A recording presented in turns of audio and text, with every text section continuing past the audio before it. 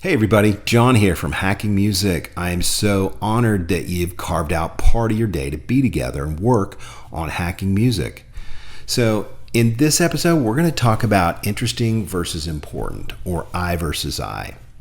This is episode 4 in a series called How to Build a Platform Under Your Music, the 10 habits that are way more powerful than just talent alone. You can think of them as strategic frameworks or force multipliers or habits.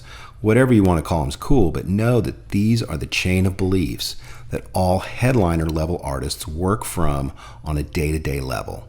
So by the end of this video, I'm going to make sure you are clear on 3 really specific things. First is what I versus I is and how it works for you. Secondly, I want to make sure you get clarity on the 2 paths, one that tricks you and one that actually strengthens you. And lastly, I want to give you a powerful tool that you can start using immediately, like today, to really help train your instincts to do more of the right things more of the time. But before we go to the training, let's recap some of the components we've been through already. Originally, we talked about how to stage experiences and not just concerts. Then we talked about the 4 song archetypes that all songs fall into. Then we talked about how to build a moat around your career. I versus I is this video. Then we're going to talk about getting leverage right and e-commerce for profitable artists.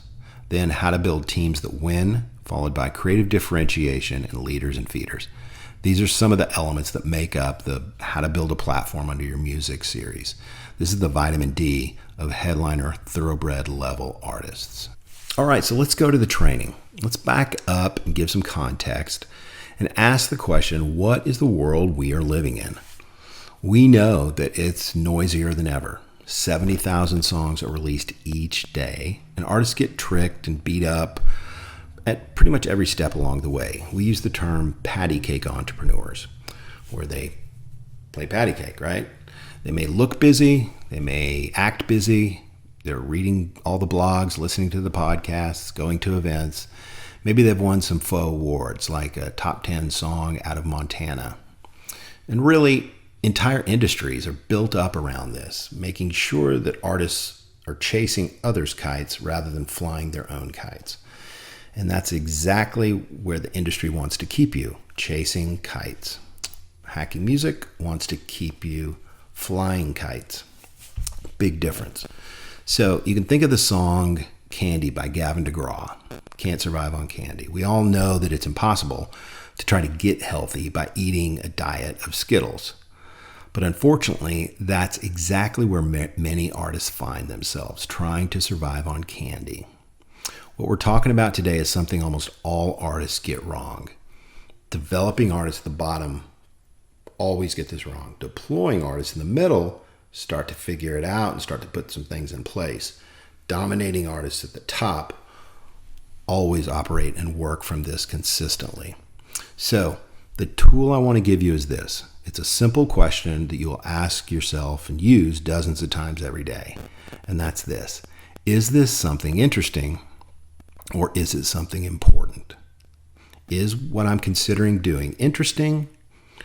Maybe a distraction? Maybe takes me off my task? Or is it something important that fortifies and helps me hit those targets, those goals, weekly goals, quarterly goals, yearly goals? And this is something that came out of the sports world. Some of the best coaches in the world use this every day. The press, the media, academia, the chattering class always are about interesting, what's clever, what's, kind of clickbait. But what CEO entrepreneurs and headliner artists ask and know that they only want to be about doing the important stuff, not the interesting stuff. All right, so how do you know? How do you know if something's merely interesting or if it rises to the occasion of being important? Let's look at 2 different paths. First path is choosing interesting. The second path is choosing important. Choosing interesting looks like a continuation of hope as a strategy. Maybe you've seen somebody always entering contests, trying to win a contest.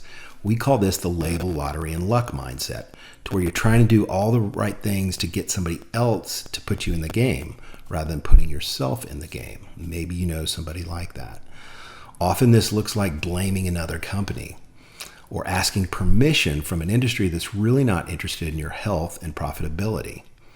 So how this path tricks you, the interesting path tricks you, is that it keeps you excited. It keeps you chasing kites, keeps you distracted, and your lizard brain loves this. It loves to chase a shiny new object rather than keep a course and stay focused.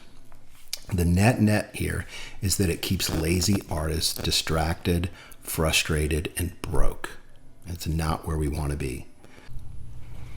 All right, so how do you know? How do you know if something's just merely interesting and you need to avoid it, or if something is important and you need to focus on it?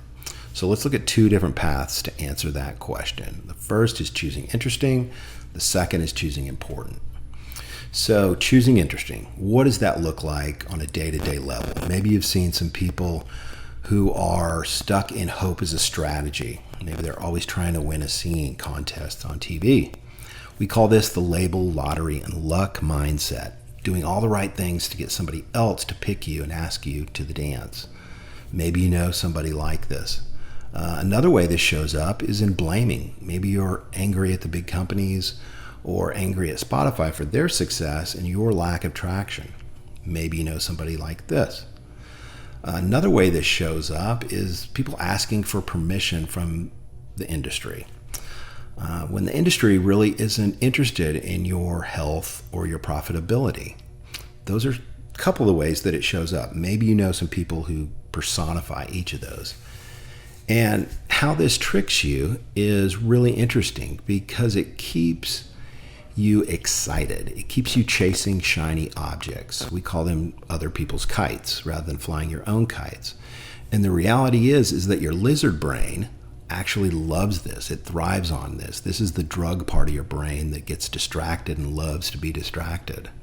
All right, so that's what choosing interesting looks like. Let's flip it and look at choosing important. What does that look like? Maybe you've seen some of these people in your world. So it looks like somebody who's maybe increased their discipline or increased their focus. Maybe it looks like somebody who's increased their team and expanded their team members. Maybe you know somebody who's about that. Maybe somebody's increased their revenue and their processes and their systems. Maybe you know somebody who's kind of focused on that.